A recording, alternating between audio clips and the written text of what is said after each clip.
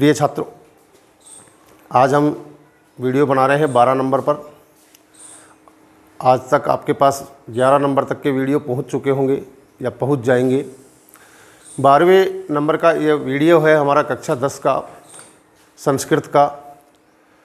कल जैसा कि हमने 11वें वीडियो में, पिछले वीडियो में हमने देखा था जंबस्व सिंह दंतास्ते गणित से इस पाठ का परिचय हमने जानने की कोशिश की थी वीडियो के माध्यम से।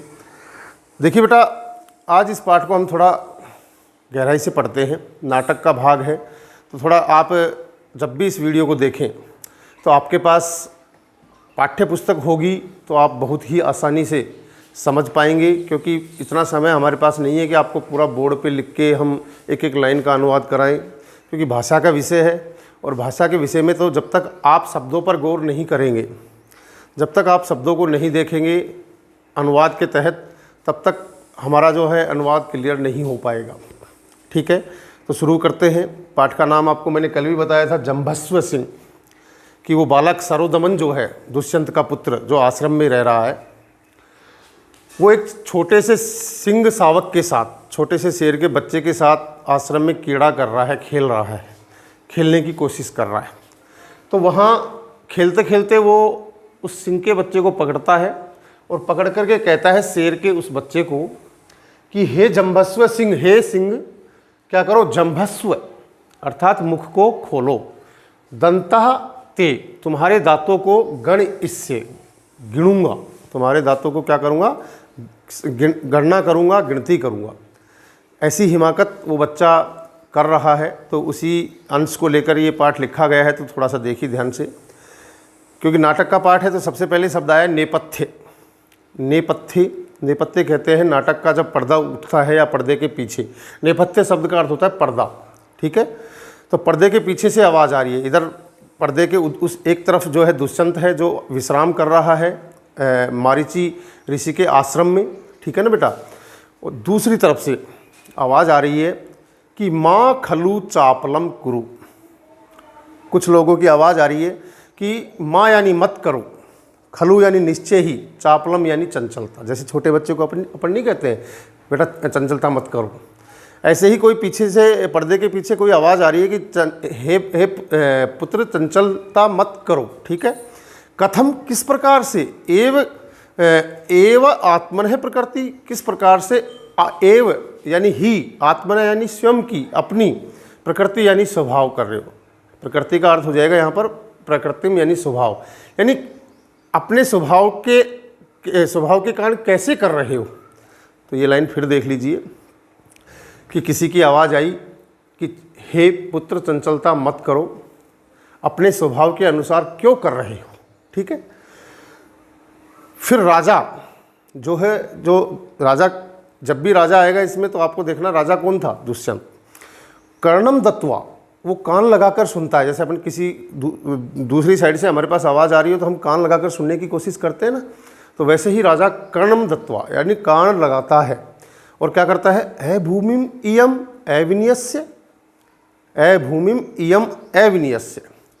ये वाक्य आया है उस आश्रम के लिए। राजा कहता है कि ये जो भूमि है, ये जो क्या है, भूमि है, ये स्थान जो है वो अविनम्रता का नहीं है। यहाँ तो विनम्र लोग रहते हैं, क्योंकि आश्रम में तो आश्रम में गुरु के सानिध्य में जो लोग रहते हैं तो गुरु की शिक्षा दीक्षा ग्रहण करने हेतु रहते हैं वहाँ। तो कहते हैं राजा मन ही मन में सोचता है, कान लगाकर सुनता है और मन ही मन में क्या सोचता है कि यह तो अविनम्रता की भूमि नहीं है।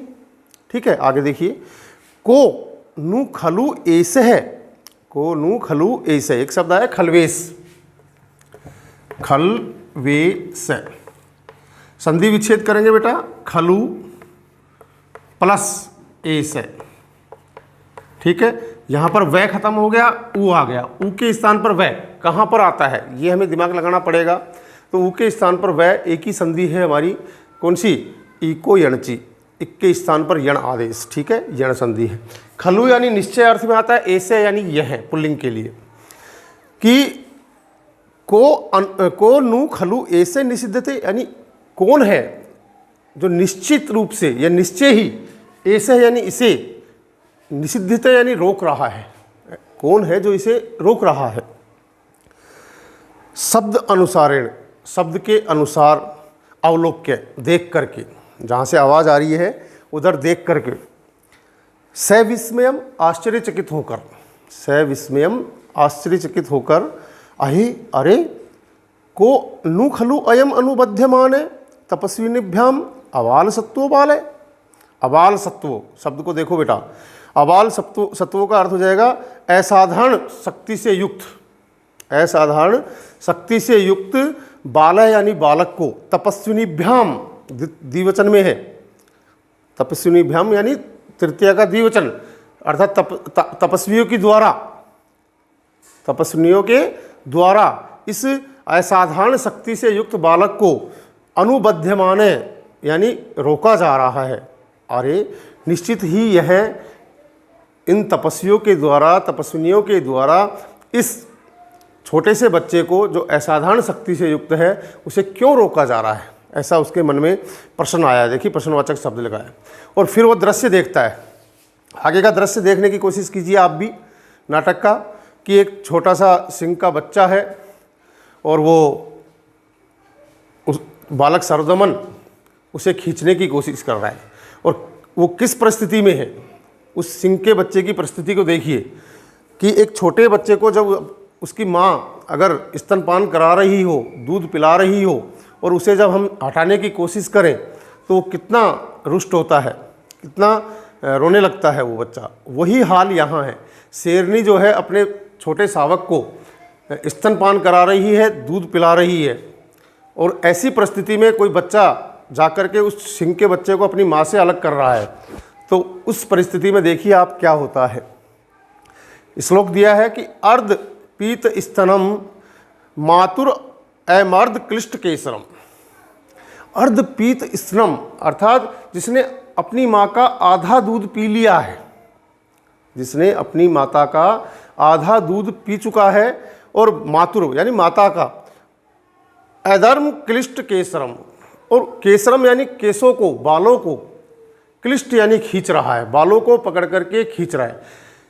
सिंह के शावक जिसने कि आधा अपनी माँ का दूध पी चुका है, उसे उसके बालों को पकड़कर खींच रहा है। कौन?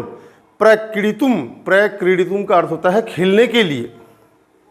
प्रक्रीडितुम खेलने के लिए। सिंह शिशु, सिंह शिशु यानी शेर के बच्चे से बलात्कारेण कर्षति, अर्थात सिंह के बच्चे से शेर के बच्चे को के साथ खेलने के लिए बलात्कारेण, बलपूर्वक, जबरदस्ती उसे क्या कर रहा है? कर्षति। कर्षति यानी खींच रहा है। ठीक है, यानी अपनी माता का आधा दूध पी चुका है, अभी भी दूध पी रहा है, और उसके बालों को पकड़ करके बालक सर्वदमन उस शेर के बच्चे को खेलने के लिए क्या कर रहा है बेटा? खींच रहा है। आगे क्या होता है?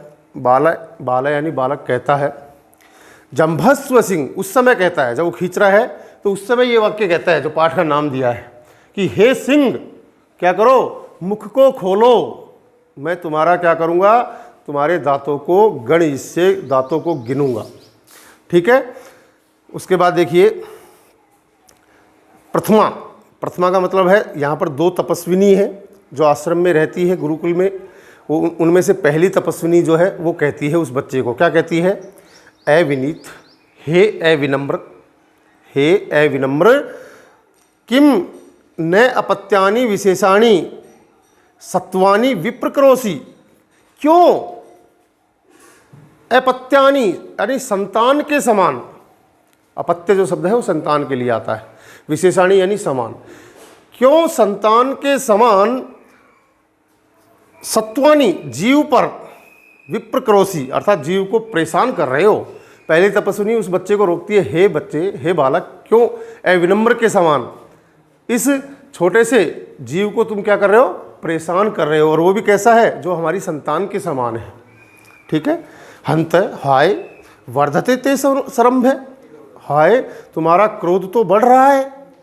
प्रथमा ने उसको देख के जैसे उसको मना किया कि क्यों परेशान कर रहे हो, तो बालक सर्वदमन गुस्सा करने लगा। तो उसको देख करके, नाटक का दृश्य समझिए, उसको देख करके वो पहली जो तपस्विनी है क्या कहती है? हाय, हंत यानी हाय, ते यानी तुम्हारा, सरम्भ यानी बढ़ रहा है, क्रोध जो है तुम्हारा क्या हो रहा है?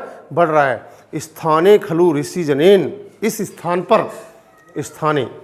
स्थान पर यानी आश्रम में ऋषि जनेन अर्थात ऋषि के द्वारा सर्वदमन इति कृत नाम ध्येयो असि, तुम्हारा सर्वदमन यानी सभी का दमन करने वाला यह नाम कृत नाम ध्येयो अर्थात तुम्हारा सही नाम रखा गया है। ऋषि मारीची के द्वारा तुम्हारा सही नाम रखा गया है सर्वदमन।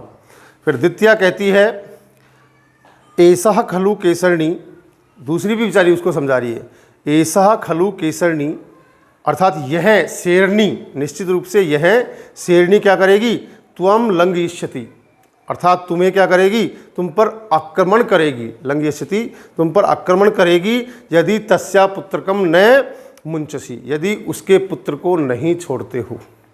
ये शेरनी तुम्हारे ऊपर आक्रमण करेगी यदि उसके पुत्र को तुम नहीं छोड़ते हो। यहाँ दूसरी तपस्विनी तक आपने देखा कि बच्चे ने सिंह के बच्चे को खींचा, और पहली और दूसरी जो तपस्विनी है जो उसके साथ उस बच्चे की देखभाल कर रही है वो वहाँ आकर के उसको समझाने की कोशिश की। यहाँ तक आज आपने देखा है, कल आगे का हिस्सा हम देखेंगे।